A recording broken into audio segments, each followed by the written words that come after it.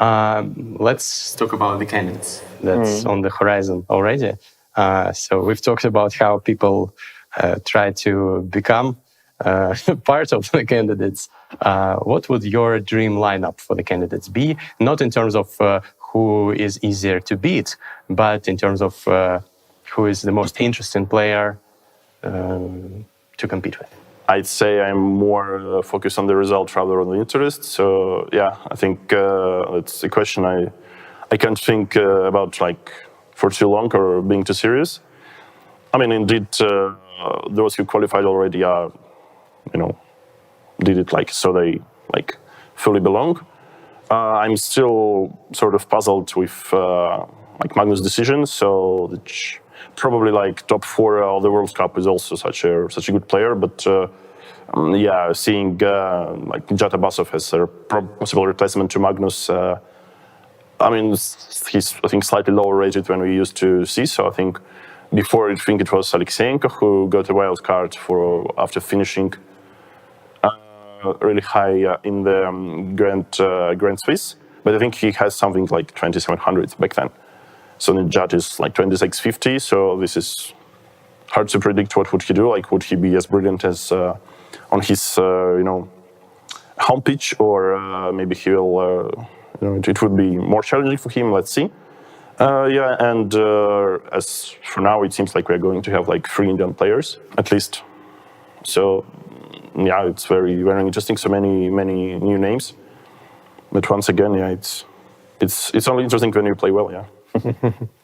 So obviously, your goal is to win it the 3rd time in a row. How do you evaluate your chances?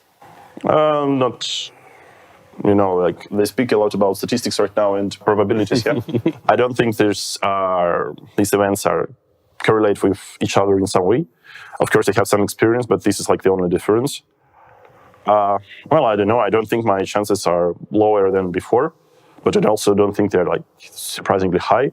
No, not really. But it's all, there is not so much time, left to wait. So, in a few months, I guess we will find out. Who is the favorite? No, normally the rating favorite is one of the favorites. So I think, of course, Fabiano is having a brilliant year. But well, there is still some time, so maybe he loses some of his, his shape becomes slightly less sharp, let's say. But yeah, surely he's really good. Magnus and many other top players told me that they believe. Well, Magnus told not me, but other interviewers told people that they believe that Fabi is number 2 chess player in the world by skill after Magnus. Would you agree with that, or would you consider yourself to be higher than him? Well, it's hard to say what does it mean, like skill in chess, because there are like so many components.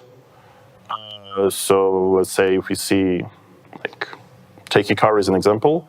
Of course, he's very talented and a great chess player, but I was like pretty sure like his best times are, say, a little bit, in the past. So I think like in 2015 he had 28 plus rating, which is really a lot.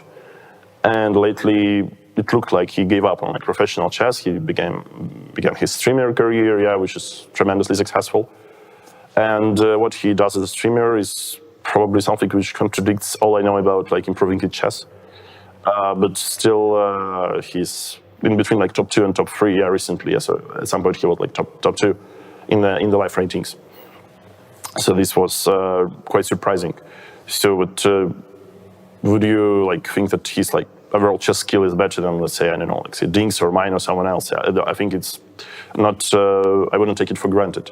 So of course, Fabi is very strong, but in my opinion, there is like very, very small gap, if it really exists, in between like, let's say, top 5 or top 10 players. Especially if maybe the player is like in a hot and good form. I think there is no big difference. It's sometimes the matter of luck if you're lucky with the opening or not. If you, let's say, calm enough and not tilting after some inaccurate move or a bad game or not, and so on. So there is a lot of different components. How would you compare your strengths and those of Hikaru and Fabiano? You all have your own probably strongest fortes, isn't it so?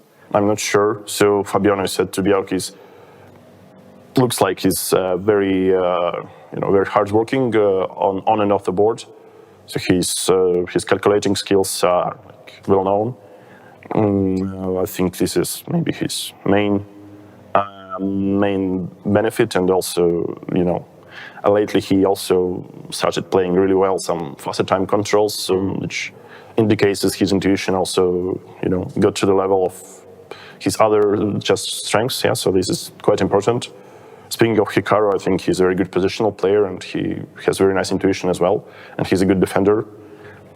So he's not giving up in any positions. Yeah, but once again, I'm not sure how much does he work at chess right now, but I guess his openings also was always very, very solid and really hard to break. Okay, as for me, I have no strengths. Yeah, but sometimes I can play well. How would you describe your playing style?